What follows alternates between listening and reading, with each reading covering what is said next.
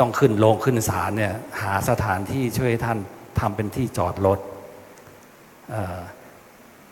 ก็จอดรถเนี่ยถ้าสถานที่มันแท้เนี่ยอาตมาว่า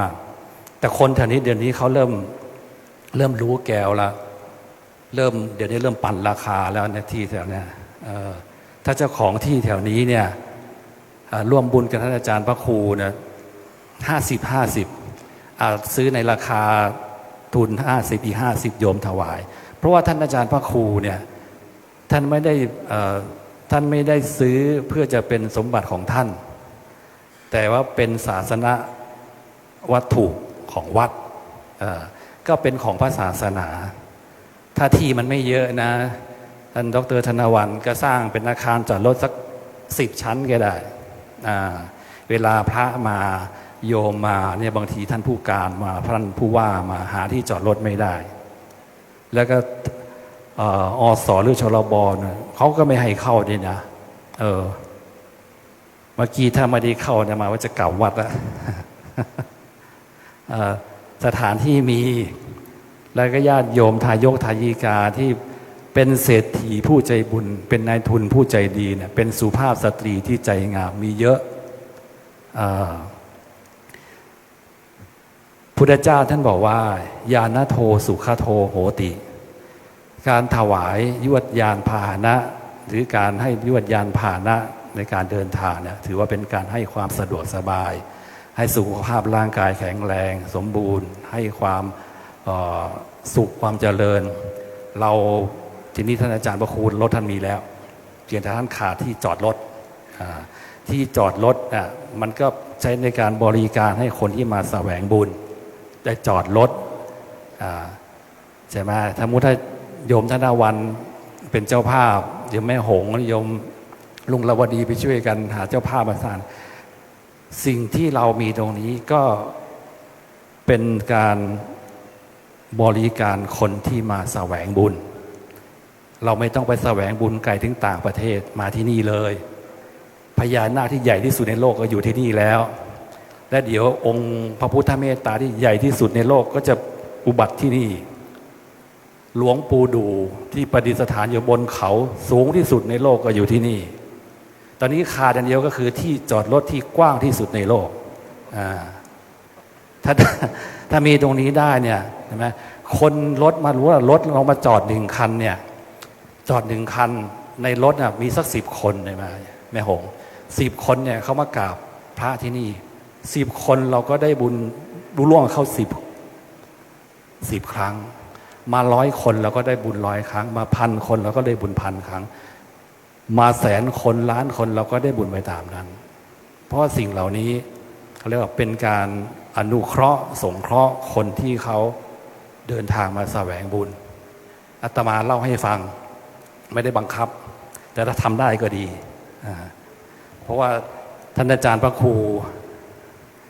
ถ้าท่านอาจารย์พระครูท่านจะพูดแบบอาตมาท่านพูดไม่ได้เพราะว่าท่านเกรงใจท่านก็เลยต้องใช้อาตมาเป็นสื่อใช่ไหมเขาเรียกว่าหลายหัวดีกว่าหัวเดียวดังนั้นอยู่ในสังคมกันผ้าใหม่ก็เช่นเดียวกันเราบวชด้วยกันหลายรูปเนี่ยต้องช่วยเหลือดูแลเกื้อกูลซึ่งกันและกันหลายรูปหลายท่านหน้าทั้งหมดเนี่ยมาจากคนละที่คนละทิศคนละครอบครัวคนละสถานที่ต่างกันด้วยฐานะต่างกันโดยตระกูลต่างกันโดยเชื้อสายแต่เมื่อบวชแล้วเนี่ยทุกท่านเสมอเหมือนกันหมดเพราะว่ามีพระธรรมวินัยเป็นตัวร้อยรัดเป็นตัวกลั่นกรองนะครับพระเหมือนกันมีศีล227 ข้อเหมือนกันฝากผ้าใหม่ด้วย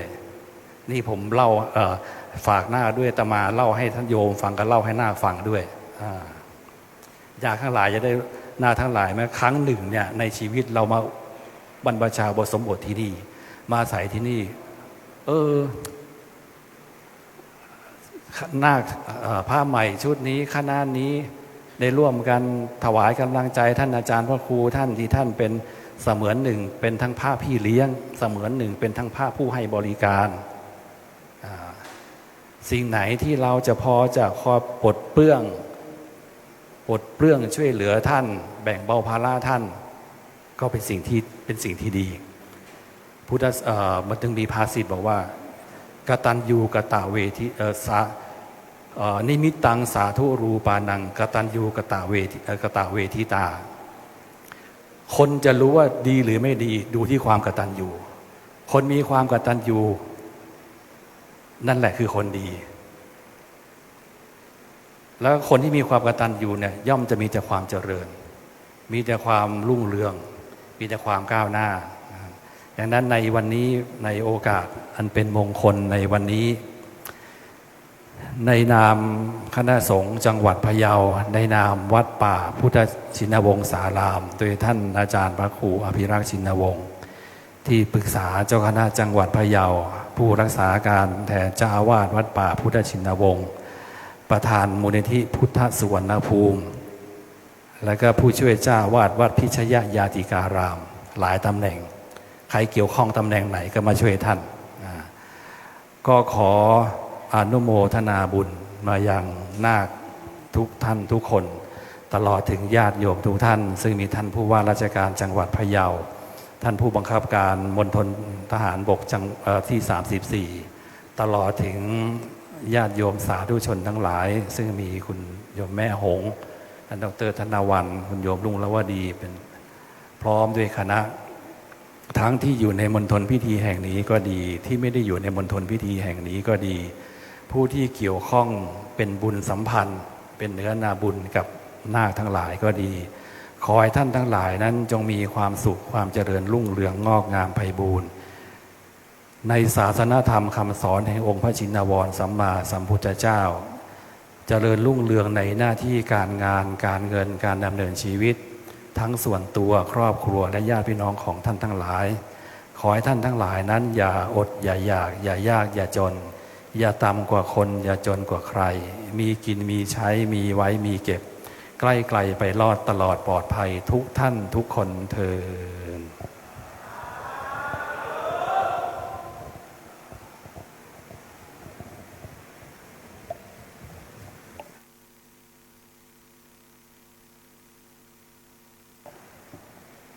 กับพระสงฆ์จะได้อนุโมทนาคาถาผู้เข้าร่วมพิธีจะได้กรวดน้ำรับพรจากพระสงฆ์เป็นลำดับสืบไปครับขอรัตนาพระสงฆ์ด้วยความเคารพครับ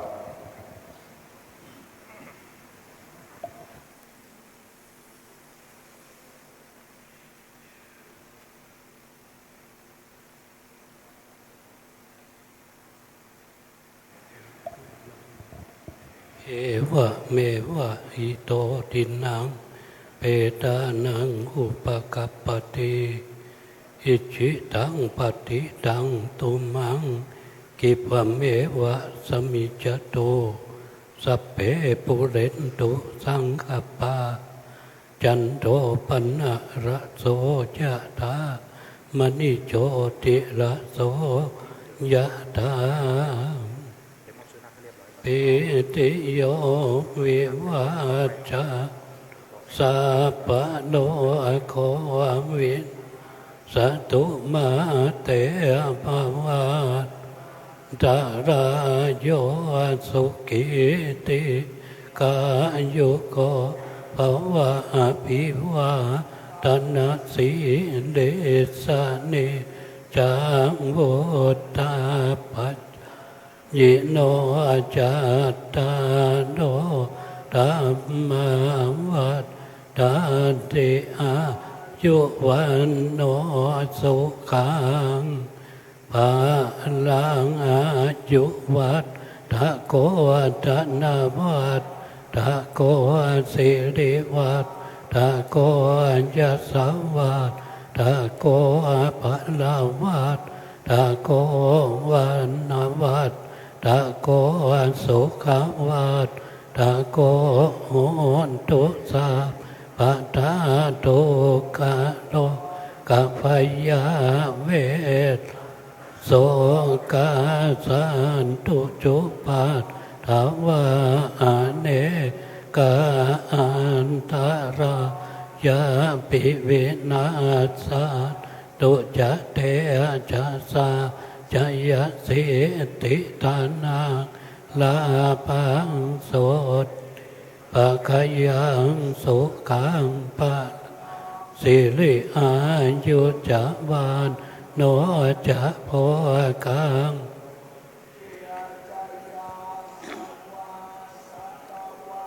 สัจจะโย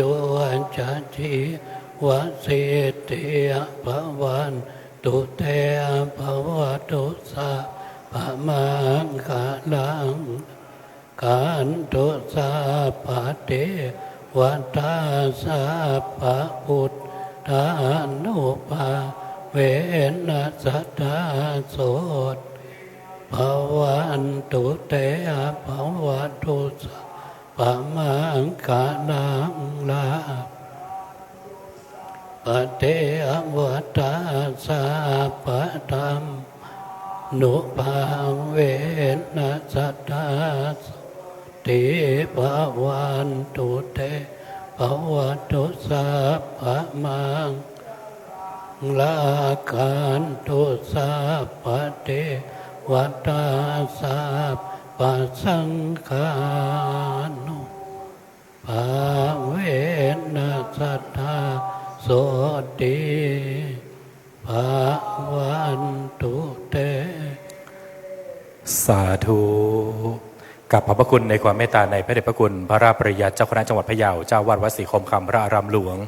ประธานฝ่ายสงฆ์ด้วยความเคารพอย่างสูงและพระสงฆ์เถรานุเถระทุกรูปด้วยความเคารพครับสำหรับการประกอบพิธีลำดับต่อจากนี้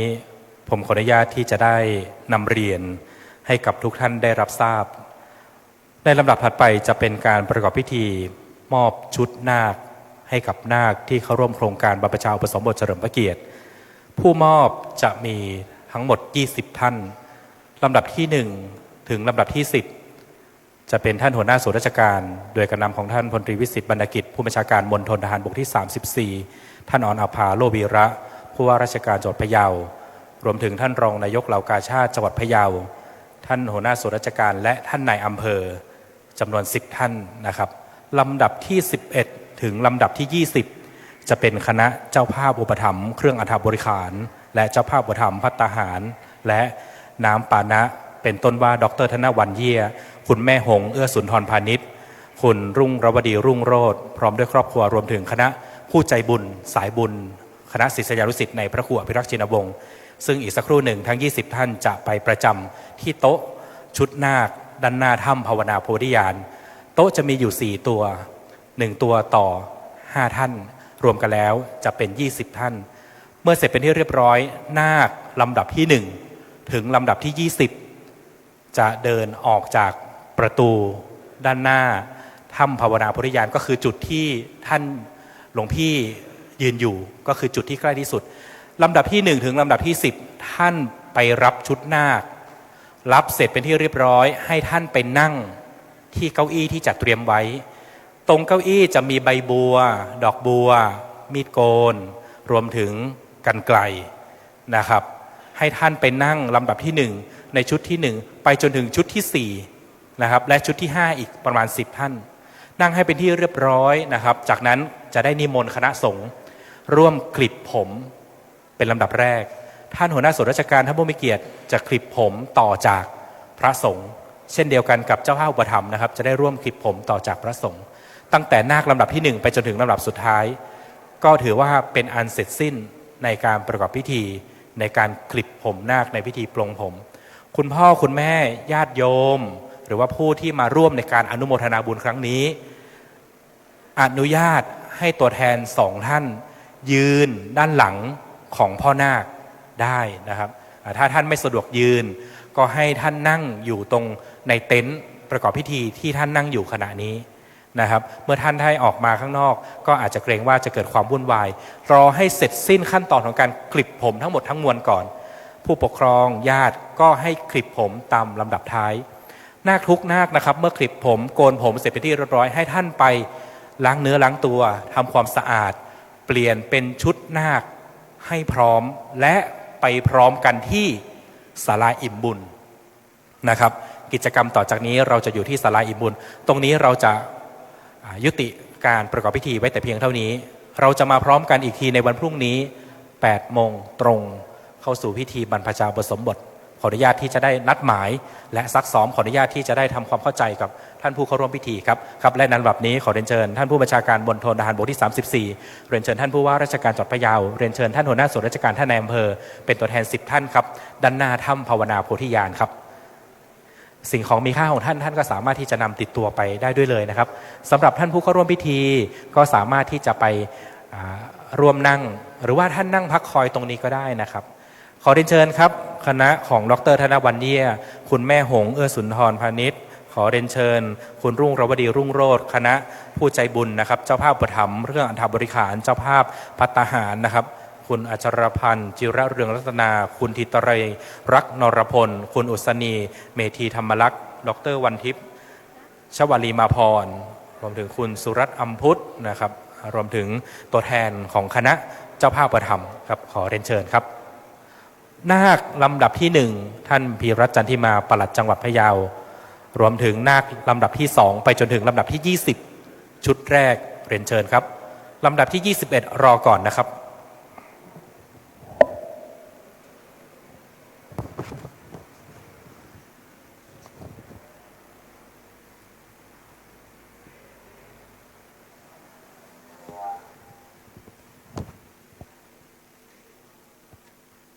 ขอยืนอยู่ด้านหน้าโต๊ะของชุดนาคได้เลยนะครับโต๊ะละ5ท่านนะครับ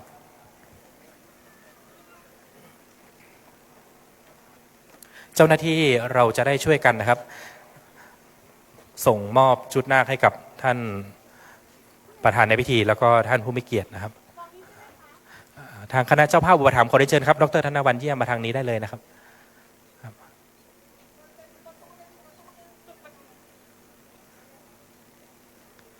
หรือว่าท่าน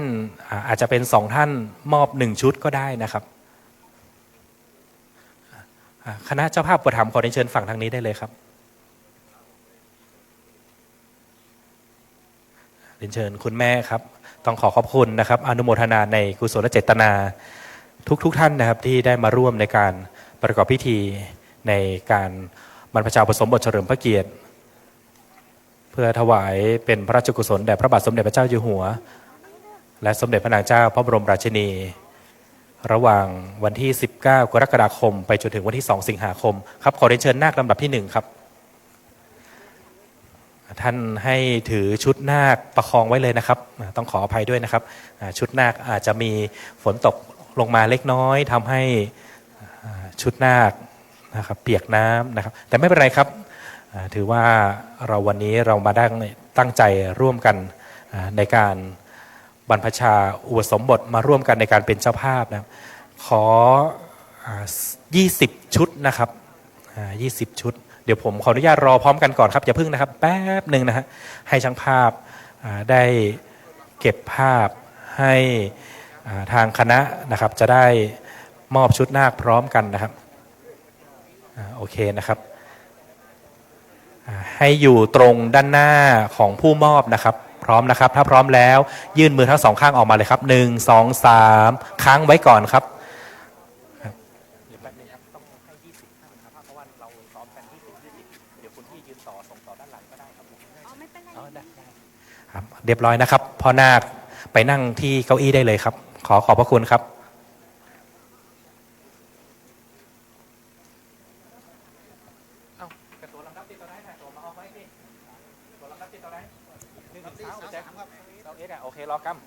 ต่อไปนาคอีก20ท่านนะครับผม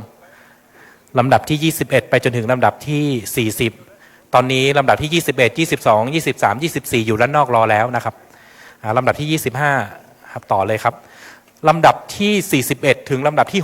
60เดี๋ยวเดินออกมาเตรียมความพร้อมได้เลยครับโอเคครับถ้าพร้อมแล้วเดินออกไปเลยครับ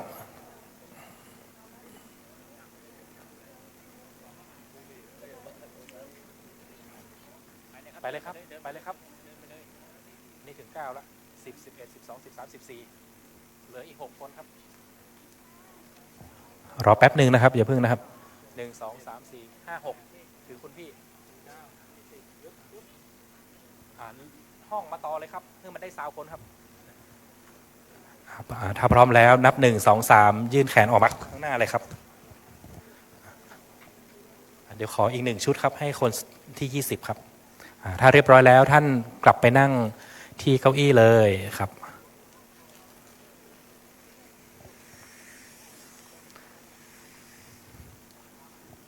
อนุโมทนาบุญด้วยกันนะครับ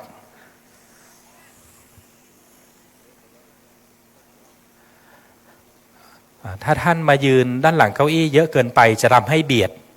นาคที่อยู่ข้างๆนะครับเพราะฉะนั้นอนุญาตให้แค่2คนนะที่จะยืนอยู่ด้านหลังพ่อนาคนะครับผมที่คลิปแล้วก็ให้ใส่ใบบัว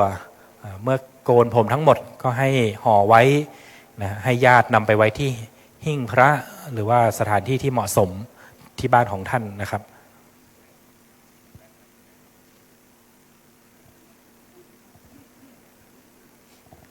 ครับผมถ้าพร้อมแล้วขอให้ท่านรับชุดนาคค้างไว้ก่อนนะครับประมาณสัก3 วิก็ได้นะครับจะได้ให้ช่างภาพช่วยเก็บภาพเป็นภาพที่ระลึกที่ประทับใจนะครับ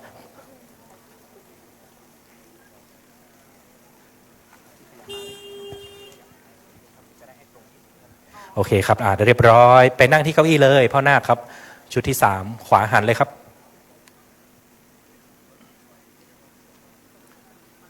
ต่อไปครับลำดับที่61ถึงลำดับที่80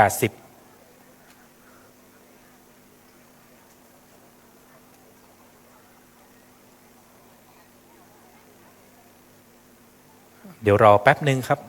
รอให้ครบ20ท่านนะครับก็ให้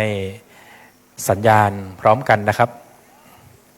วิธีการก็คือยื่นมือทั้ง2ข้างออกมานะครับแล้วก็ให้ท่านผู้มอบนะได้นำชุดนาควางบนแขนนะครับพร้อมแล้ว1 2 3ยืดแขนออกมาเลยครับค้างไว้ก่อนครับค้างไว้ก่อนผู้ร่วมพิธีก็อนุโมทนาสาธุด้วยกันได้นะครับขอบพระคุณครับขวาหันเลยพ่อนาคไปนั่งที่เก้าอี้นะครับและชุดต่อไปนะครับชุดที่5ชุดที่5ขอเป็นทั้งหมดเลยนะครับลำดับที่81ไปจนถึงลำดับที่104ครับพร้อมกันนี้ครับขอราธนาพระสงฆ์เถรานุเถระครับเป็นต้นว่าพระเดชพระคุณพระราชปริยัติเจ้าคณะจังหวัดพะเยาเจ้าวาดวัดศรีคมคำพระอารามหลวงประธานฝ่ายสงฆ์หลวงพ่อทุกรูปนะครับได้โปรดเมตตาที่จะได้คลิปผมให้กับพ่อนาคทั้ง104นาคนะครับ104คน104ท่านในวันนี้ชุดนี้พร้อมเปียกได้เลยนะครับไม่ต้องห่วงไม่ต้องกังวลครับเพราะถึงอย่างไรแล้วเดี๋ยวเราก็ใส่ชุดนาคชุดใหม่ที่เราได้รับแจกหรือว่ารับมอบในวันนี้นะโอเคครับถ้าพร้อมแล้ว1 2 3เรียนเชิญครับครับสาธุเรียนเชิญกลับไปนั่งที่เก้าอี้อีก4คนขอให้ไปด้านในสุดครับที่ท่านผู้บังคับผู้บัญชาการมณฑลทหารบกที่34ที่ท่านผู้ว่าครับเหลืออีก5นาคครับ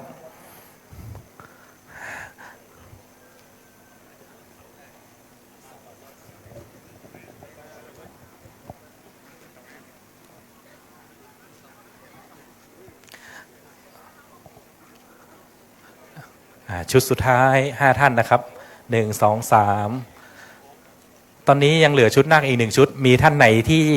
อยากจะบวชมีไหมครับ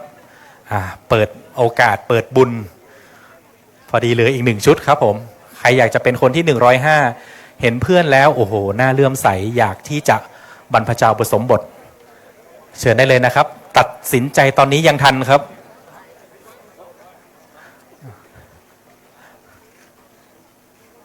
ครับผมขอนิมนต์พระสงฆ์จะได้เมตตาคลิปผมนะครับ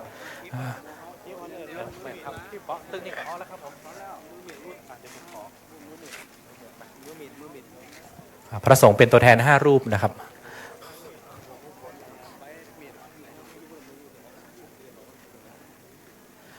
ผมขอทางช่วงตรงกลางด้วยนะครับขอทางช่วงตรงกลางครับขอนิมนต์พระพี่เลี้ยงหรือว่าพระสงฆ์ที่จะได้โปรดเมตตาในการโกนผมนะครับขอให้เตรียมใบมีดโกนให้กับหลวงพ่อด้วยนะครับท่านไหนที่จะเตรียมใบมีดโกนกองงานเลขาครับขอใบมีดโกนด้วยนะครับ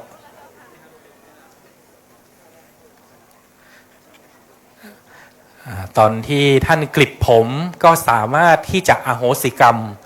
ให้กับพ่อนาคได้นะครับอันไหนที่เราได้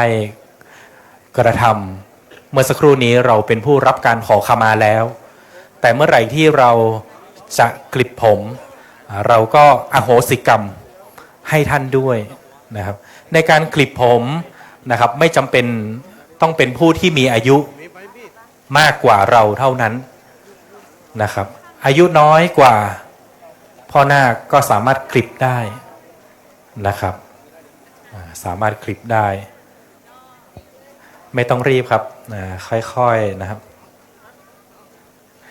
เดี๋ยวพระสงฆ์จะวนคลิปผมให้ครบนะครับโดยเริ่มจากแถวทางด้านซ้ายมือ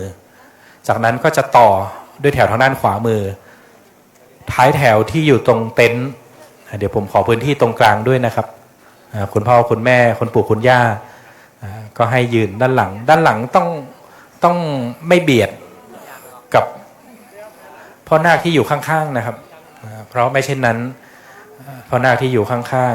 ๆจะไม่มีที่ยืนสำหรับญาตินะครับชุดนี้พร้อมเปียกนะครับไม่เป็นไรนะครับไหนๆก็ไหนๆแล้วนะครับในวันพรุ่งนี้นะครับคณะญาติโยมนะครับคุณพ่อคุณแม่คุณปู่คุณย่าเตรียมข้าวปลาอาหารรับประทานอาหารเช้าที่บ้านให้เรียบร้อยออกมาแต่เช้าได้เลยนะครับมีคืนนี้มีใครนอนร่วมกับพ่อนาคที่วัดมีไหมครับท่านที่เตรียมของรับขวัญนาคนะครับเช่นได้สายสิญจน์ผูกข้อมือนะครับ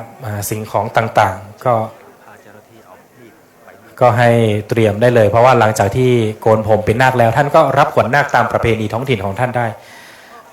หลวงพี่ครับใบมีดโกนที่เตรียมไว้แจกแล้วนะครับมาแล้วหลวงพ่อก็เตรียมเผื่อไว้ก็ได้ครับนะฮะกำลังมาครับเตรียมเผื่อไว้ด้วยเลยนะครับ2ใบ3ใบ1ใบก็ต่อ1คนนะครับ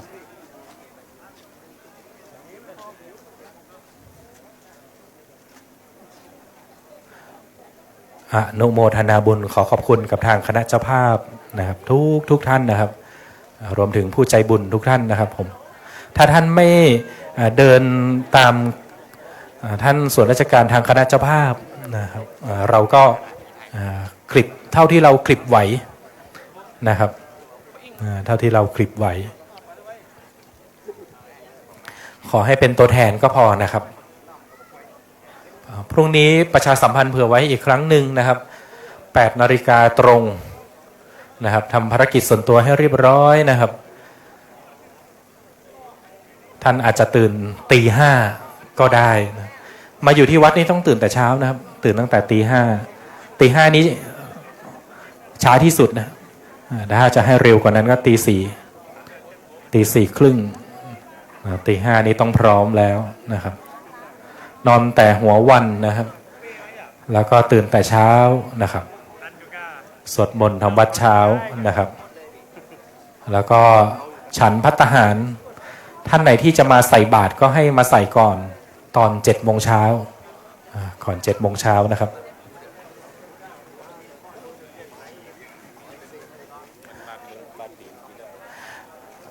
เดี๋ยวขอท่านไหนที่มีขวดน้ำเปล่ามีไหมครับเมื่อกี้ผมขอขวดน้ำเปล่าได้ไหมครับโอเคครับอันนี้จะไว้ใส่ใบมีดโกนที่โกนเรียบร้อยแล้วนะครับหลวงพ่อจะมีที่ใส่ใบมีดเพราะปีที่แล้วผมจำได้ว่าใบมีดมันหล่นแล้วอาจจะทำให้ญาติโยมได้รับอันตรายเพราะฉะนั้นขวดน้ำขวดนี้นะครับจะเป็นที่ใส่ใบมีดโกนที่โกนผมแล้วครับ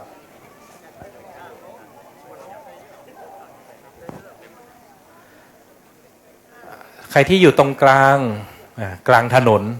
ขอทางนิดนึงนะครับให้กับพระสงฆ์เนาะเพราะว่าพระสงฆ์เดินเข้าไปไม่ได้ถูกบังทั้งหมดเลยนะครับขอพื้นที่ตรงกลางด้วยนะครับ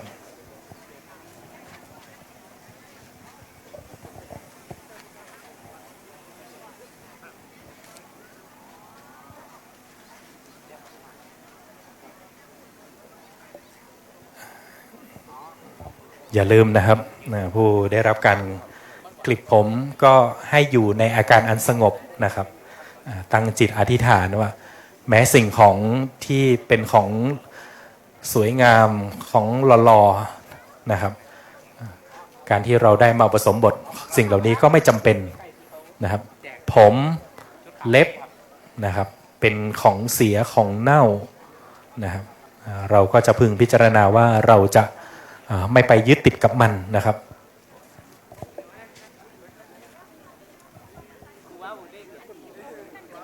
ใบบัวก็ให้ถือไว้นะครับพนม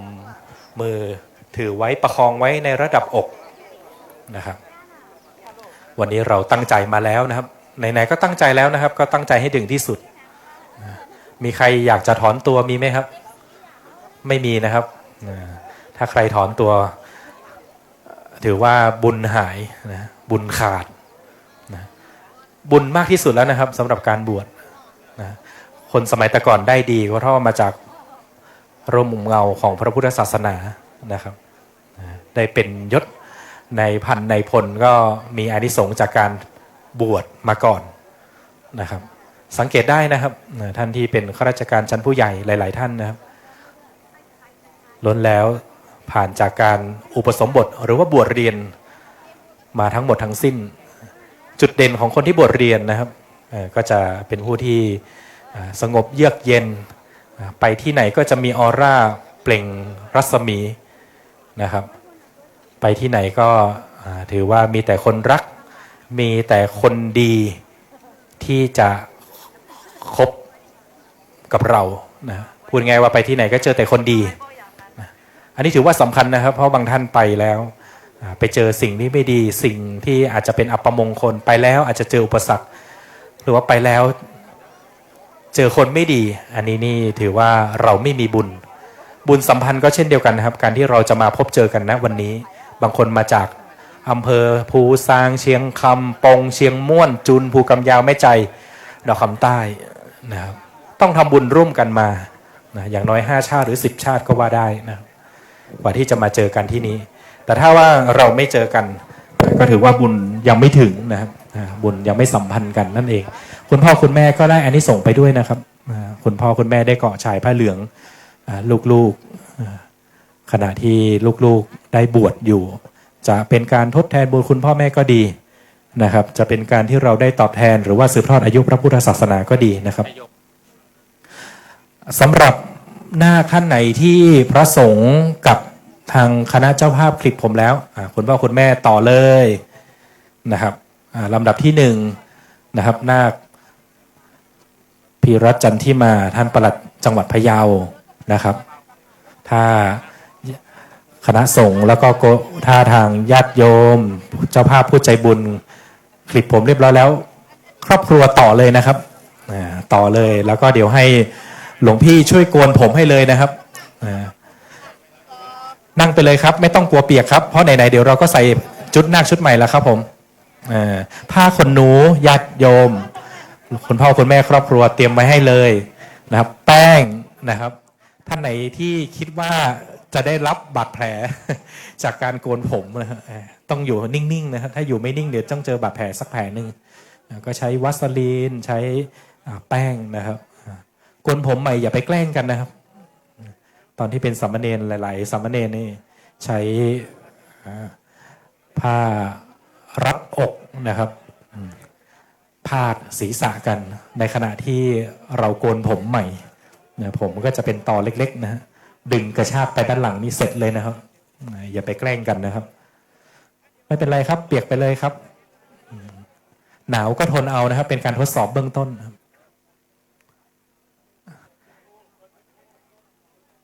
ตอนนี้ก็ไปเรื่อยๆนะครับในการคลิปผมในการโกนผมท่านที่มาร่วม